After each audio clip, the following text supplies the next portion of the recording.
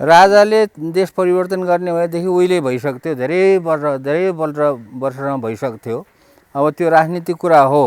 त्यो राजनीतिक कुरामा राजनीतिक एउटा तन्त्र, एउटा चाहे राजतन्त्र होस्, चाहे प्रजातन्त्र होस्, कुनै तन्त्र, लोकतन्त्र होस्, जुनसुकै तन्त्रले पनि तन्त्र ल्याउँदैमा पनि विकास हुने भएदेखि अहिलेसम्म भइसक्थ्यो।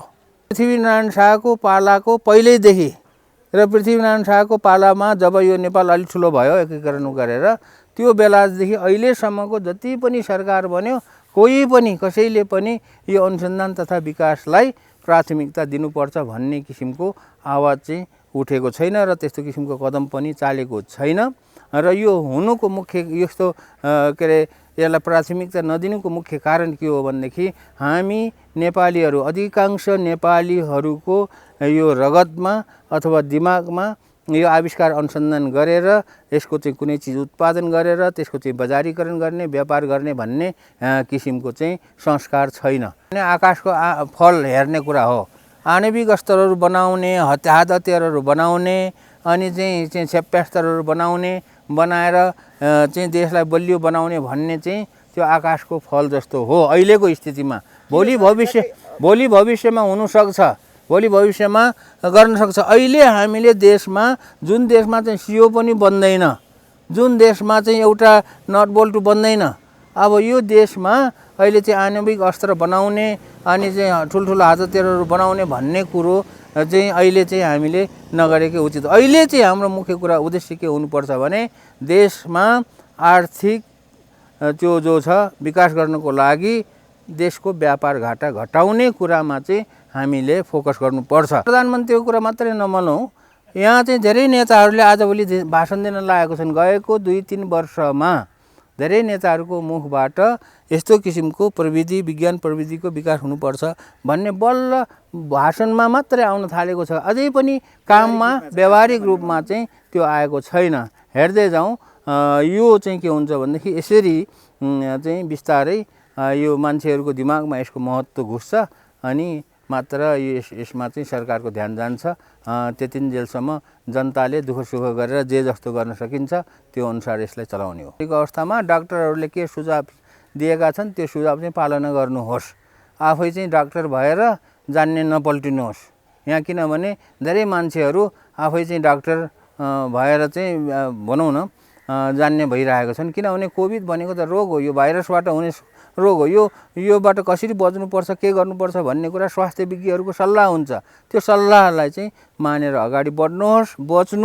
राष्ट्रिय आविष्कार केन्द्रका अध्यक्ष डाक्टर महावीर पुन सरलाई कार्यक्रममा स्वागत छ। नमस्कार छ सर। यो राष्ट्रिय आविष्कार केन्द्र भन्नाले यसको बारेमा भनिदिनुहोस् त। राष्ट्रिय आविष्कार केन्द्र भनेको यो अनुसन्धान गर्ने ठाउँ हो र यहाँ अनुसन्धान हुने विषय भनेको कुनै युनिभर्सिटीमा जस्तो अथवा कुनै ठुल्ठुलो रिसर्च सेन्टरमा जस्तो किसिमको अनुसन्धानहरू हुने होइन।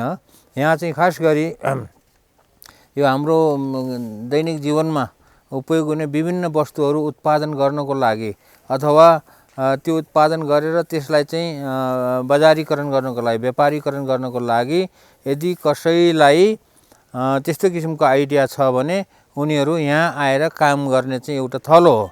यहाँ आएर उनीहरूले आफ्नो आइडिया अनुसार विभिन्न किसिमका सामानहरू, विभिन्न किसिमका चिजहरू को चाहिँ उनीहरूले चाहिँ अनुसन्धान गर्छन् र प्रोटोटाइप बनाउँछन् र प्रोटोटाइप बनाएर त्यसलाई चाहिँ फेरि सफल भयो भने एउटा प्रडक्ट बनाउने र त्यो प्रडक्टलाई चाहिँ अझै राम्रोसँग परिष्कृत गरेर त्यसको बजारीकरण गर्ने र त्यो बनाउने मान्छे चाहिँ उद्यमी बन्नु पर्यो। त्यो बनाउने मान्छेले चाहिँ पैसा कमाउनु पर्यो र त्यसले चाहिँ देशको आर्थिक विकासमा चाहिँ सहयोग पुर्याउनु पर्यो, देशमा रोजगारीको सिर्जना गर्नु पर्यो। त्यो मान्छे पनि काम गर्ने मान्छे पनि चाहिँ धनी हुनु पर्यो, पैसा कमाउनु पर्यो भन्ने किसिमले यो आविष्कार केन्द्र खोलेको हो। र यो आविष्कार केन्द्रमा आएर जो सुकैले पनि यदि राम्रो आइडिया छ भने आइडिया लिएर आउने र त्यो आइडिया चाहिँ को यदि बजारीकरण गर्ने, भोलि चाहिँ व्यापार गर्ने यदि सम्भावना छ भनेदेखि हामीले उनीहरूलाई त्यो आइडिया अनुसारको काम गर्नको लागि ठाउँ दिन्छौँ। तिनीहरूको लागि चाहिने मेटेरियलहरू टुल्सहरू इक्विपमेन्ट्सहरू दिन्छौँ र उनीहरूले नै काम गर्नुपर्छ। यहाँ आएर चाहिँ उनीहरूले काम गरेर कुनै चिज बनाउनु प्रयास गर्नुपर्छ। यति चाहिँ राष्ट्रिय आविष्कार केन्द्रको मुख्य उद्देश्य हो। केही समय यता विश्वव्यापी कोरोनाबाट देशहरू विभिन्न किसिमको आक्रामक एउटा समस्या नै उत्पन्न गरेको छ कोरोनाले। हाल नेपालको राष्ट्रिय आविष्कार केन्द्रले चाहिँ कोरोनाबाट बच्नको लागि कस्ता भन्नाले आविष्कारहरू गर्यो त सर? यो कोरोनाको लागि भनेर जो कामहरू गरिएको छ यो आविष्कार होइन। यो आविष्कारको हाम्रो पाटोभित्र पर्दैन। यो त के हो भने डाक्टर साहबहरूले विभिन्न अस्पतालको डाक्टरहरूले चाहिँ उनीहरू चाहिँ आफू सुरक्षित हुनको लागि उनीहरूले दिएको आइडिया अनुसार चाहिँ हामीले त्यस्तो किसिमको सामानहरू बनाएर उनीहरूलाई चाहिँ वितरण गरेको हो। किनभने हामी चाहिँ स्वास्थ्यकर्मी होइन, हामी चाहिँ डाक्टरहरू होइनौँ। त्यसले गर्दाखेरि हामीले के कसो कुन चिज बनाउँदाखेरि कसरी बनाउँदाखेरि स्वास्थ्यकर्मीहरू सुरक्षित हुन्छन् भन्ने कुरा हामीलाई थाहा हुँदैन। त्यस कारणले विभिन्न अस्पतालको डाक्टर साहबहरू आउनुहुन्छ, उहाँहरूले विभिन्न चिजको डिजाइनहरू दिनुहुन्छ, बनाउनको लागि आग्रह गर्नुहुन्छ। जस्तो अहिलेसम्म 13वटा किसिमको विभिन्न चिजहरूको आइडियाहरू उहाँहरूले ल्याउनु भयो र उहाँहरूको चाहिँ सुझाव अनुसार सल्लाह अनुसार चाहिँ हामीले चाहिँ त्यो चिजहरू बनाएर चाहिँ उहाँहरूलाई नै परीक्षण गर्न लगाएर उहाँहरूलाई नै वितरण गरेको हो। त्यस कारणले चिजहरू चाहिँ तपाईहरुले अहिले चाहिँ बनाइसक्नु भयो, बनाएर वितरण गरिरहेछ, बन्दैछ, वितरण हुन्छ, बन्दैछ, वितरण हुन्छ।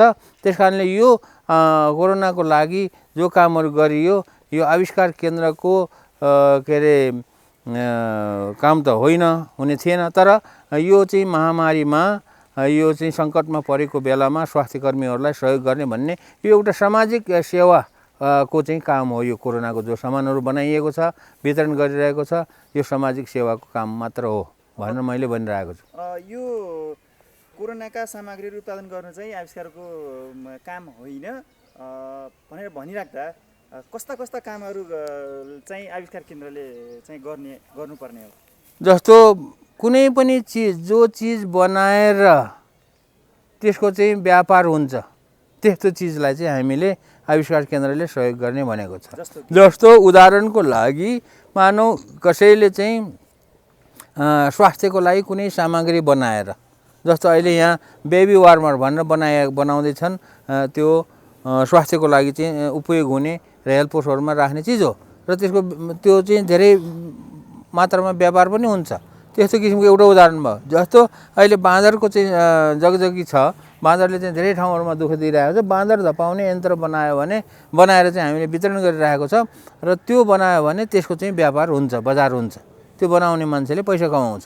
अब जस्तो भनौँ अहिले यहाँ एउटा धान रोप्ने मेसिन चाहिँ बनाउँदैछन्, त्यो धान रोप्ने मेसिन बनाएर त्यसलाई परीक्षण गरेर सफल भयो भनेदेखि त्यसबाट चाहिँ के हुन्छ, त्यसको चाहिँ अरू धेरै बनाएर त्यसले व्यापार गर्न सक्छ। त्यस कारणले यो हामीले फोकस गरेको के हो भने व्यापार हुने चिज, र व्यापार हुने चिजमा पनि कस्तो कुराहरू भने जुन कुराहरू विदेशबाट आइरहेको छ, अहिले नेपालमा सम्पूर्ण चिज भने पनि भयो, 100% नभए पनि 95% चाहिँ चिजबिजहरू विदेशबाट आउँछन्। त्यही विदेशबाटै आएको चिजहरू जो हामीले दैनिक जीवनमा उपभोग गरिरहेका छौँ, त्यस्तै चिजहरू कुनै चिजहरू बनाएर त्यसको आयात चाहिँ घटाउने किसिमको कुनै चिज कसैले बनाउन चाहन्छ भने त्यो पनि हुन्छ। जस्तो उदाहरणको लागि कृषि औजार, अब कृषकको लागि चाहिने विभिन्न किसिमको औजारहरू अहिले चाहिँ चीनबाट र भारतबाट आइरहेको छ।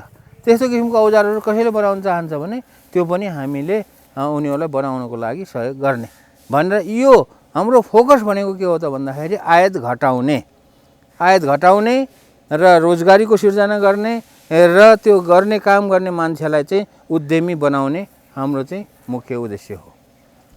देशलाई आयातित भन्दा पनि निर्यातिततिर ढेकाउनुपर्छ भन्ने मान्यता हो हजुरको?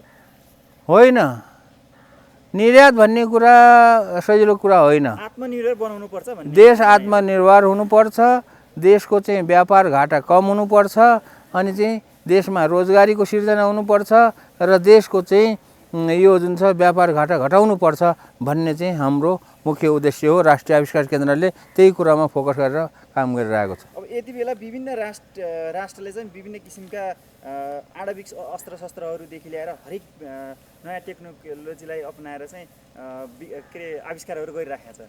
अब विदेशको तुलनामा हाम्रो देशले त्यस्ता आणविक अस्त्र शस्त्रहरूदेखि ल्याएर त्यतातिर नजाउँ, हेर्नुहोस् सक्ने सम्भावना देख्नुहुन्छ? त्यो कुरा भनेको चाहिँ के हो भने आकाशको फल हेर्ने कुरा हो। आणविक अस्त्रहरू बनाउने, हात हतियारहरू बनाउने, अनि चाहिँ क्षेप्यास्त्रहरू बनाएर चाहिँ देशलाई बलियो बनाउने भन्ने चाहिँ त्यो आकाशको फल जस्तो हो अहिलेको स्थितिमा। भोलि भविष्यमा हुनसक्छ, भोलि भविष्यमा गर्न सक्छ। अहिले हामीले देशमा जुन देशमा चाहिँ सियो पनि बन्दैन, जुन देशमा चाहिँ एउटा नट बोल्ट बन्दैन, अब यो देशमा अहिले चाहिँ आणविक अस्त्र बनाउने अनि चाहिँ ठुल्ठुलो हतियारहरू बनाउने भन्ने कुरो चाहिँ अहिले चाहिँ हामीले नगरेकै उचित। अहिले चाहिँ हाम्रो मुख्य कुरा उद्देश्य के हुनुपर्छ भने देशमा आर्थिक त्यो जो छ विकास गर्नको लागि देशको व्यापार घाटा घटाउने कुरामा चाहिँ हामीले फोकस गर्नुपर्छ र देशलाई आर्थिक रूपमा समृद्धि बनाउनु पर्छ। देशलाई आर्थिक रूपमा समृद्धि बनाएर विकसित देश बनायौँ भने बल्ल त्यो आणविक अस्त्र अथवा क्षेप्यास्त्र अथवा जे बनाउनु पर्ने हो त्यतातिर बनाए हुन्छ। अब यहाँनिर तपाईँको जुन विभिन्न किसिमका यस्तो आणविक वस्तुहरू बनाउने अहिले अवस्था छैन भन्ने कुराहरू कस्ता समस्याहरूले गर्दा, यो तपाईँको राजनीतिक समस्याले गर्दा हो या देशको परिपाटी? राजनीतिक कुरा छोड्नुहोस्, यो आणविक अस्त्र बनाउने, क्षेप्यास्त्र बनाउने भन्ने कुरा बौद्धिक वर्गको कुरा होइन, टेक्नोलोजीको विकास हुनु पर्यो।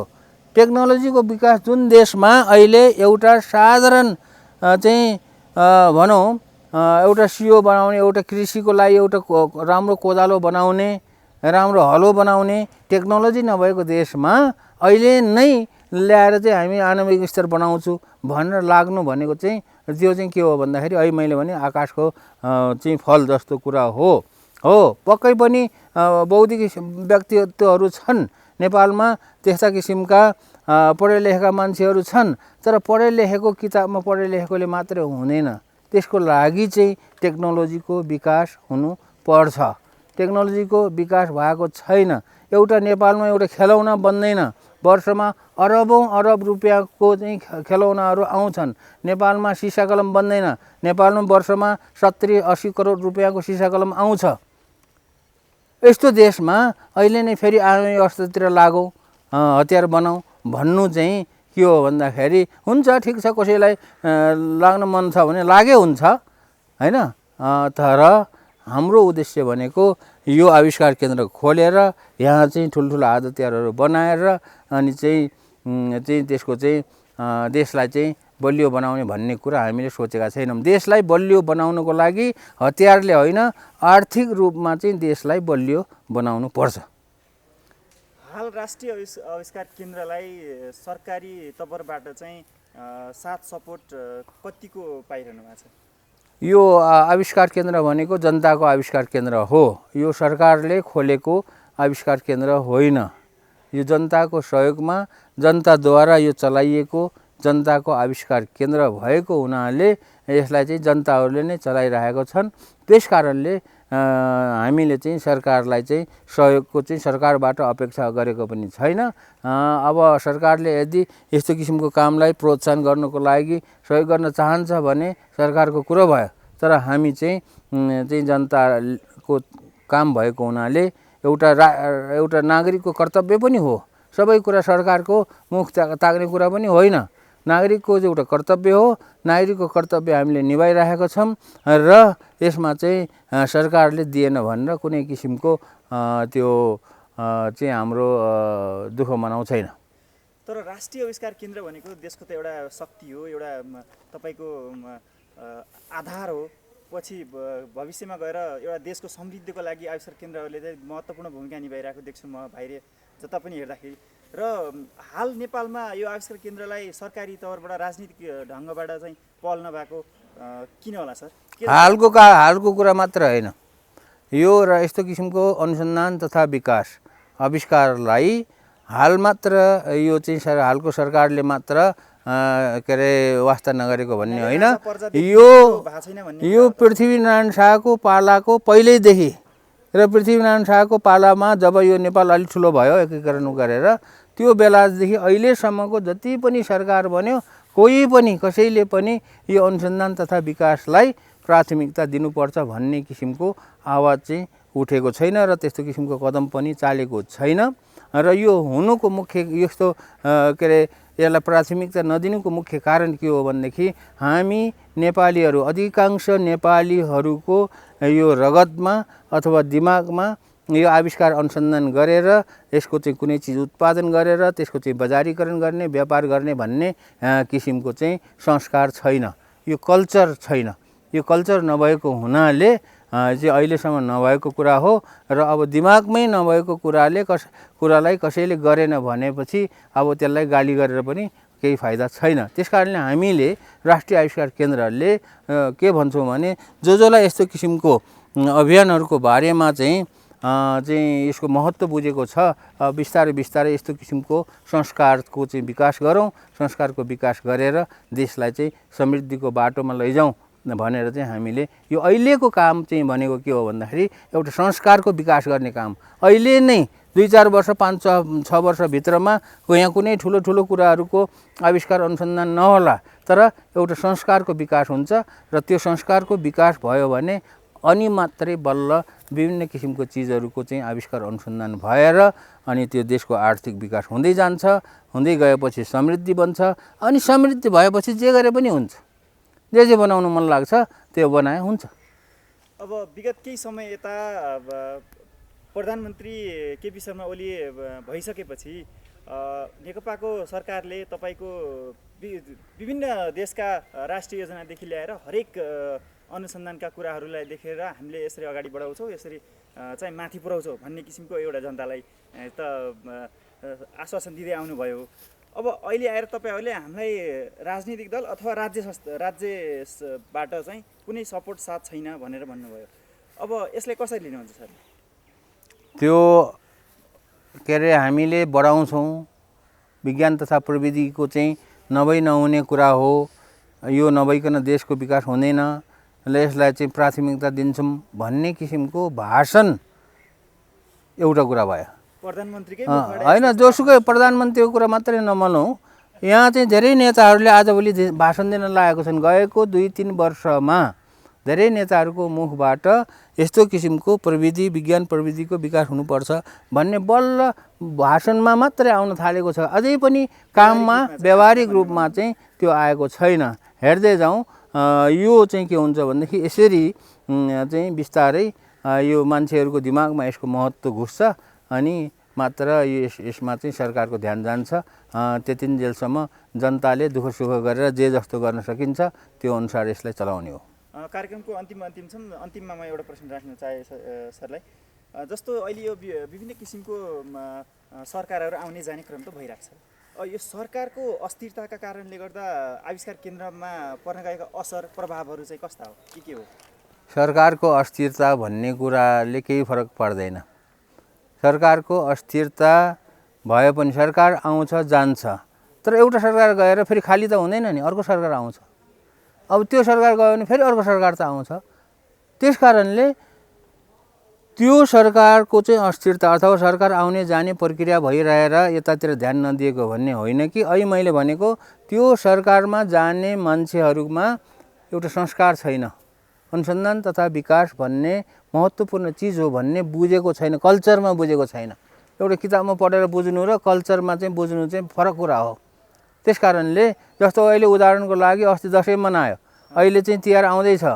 अब यो दसैँ तिहार किन मनायो भन्दाखेरि एउटा संस्कार कसैले कुनै जमानामा सुरु गरिदियो अरू त्यही संस्कार चाहिँ क्रमिक रूपमा चाहिँ मनाउँदै आइरहेको छ।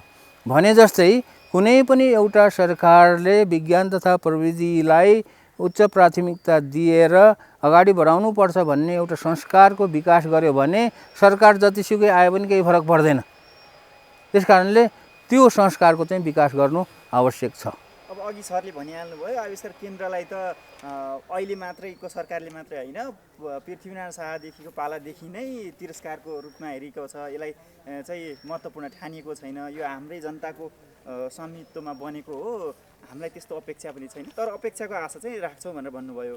अब यति बेला नेपाली समाजमा विभिन्न किसिमका पार्टीभित्रको फुट उपगुटहरू ल्याएर विभिन्न तल्काहरू मचिरहेछ र हालै केही समय यता देशका विभिन्न ठाउँहरूमा राजा आऊ देश बचाऊ भनेर राजाले नै अबको देश हाँक्छन् र विभिन्न किसिमका निकायहरूलाई पनि राजाले नै समेटेर लग्छन् भन्ने किसिमको अभिव्यक्ति जनताबाट सुन्न पाइन्छ।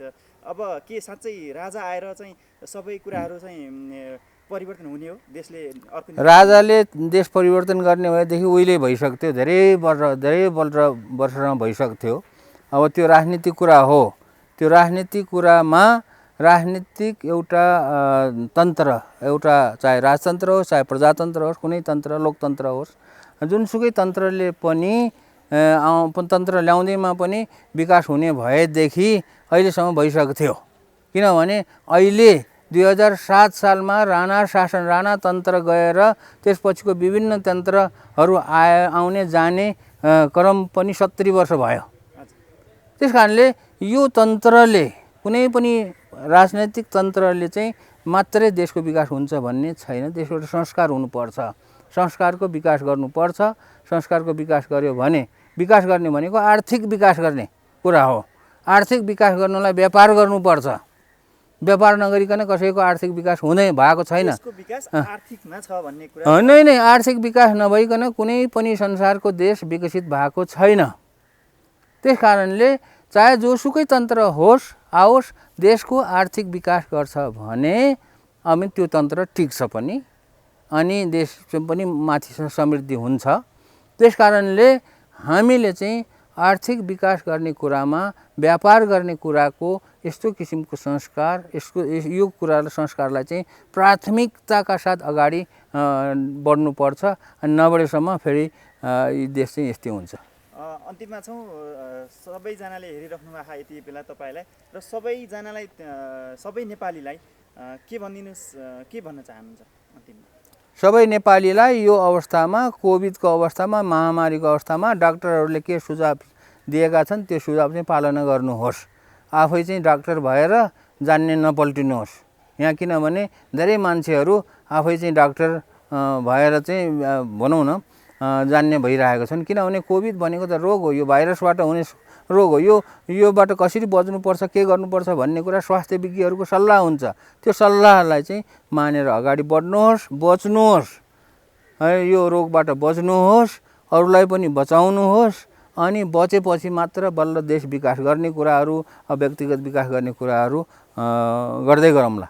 नमरेर गइसक्यो भने त सिद्धियो। त्यस कारणले अहिलेको सबभन्दा महत्त्वपूर्ण कुरा चाहिँ के हो भने बच्ने कसरी हुन्छ, बच्ने, आफ्नो समाजलाई बचाउने, आफ्नो देशलाई बचाउने, हैन, त्यो कुरालाई मात्रै अहिले हामीले चाहिँ ध्यान दिनुपर्छ। र यो महामारी भन्ने सधैँ रहिरहने कुरा होइन। किनभने संसारमा यस्तो किसिमको महामारीहरू मानव जातिको इतिहासमा थुप्रै कति भयो।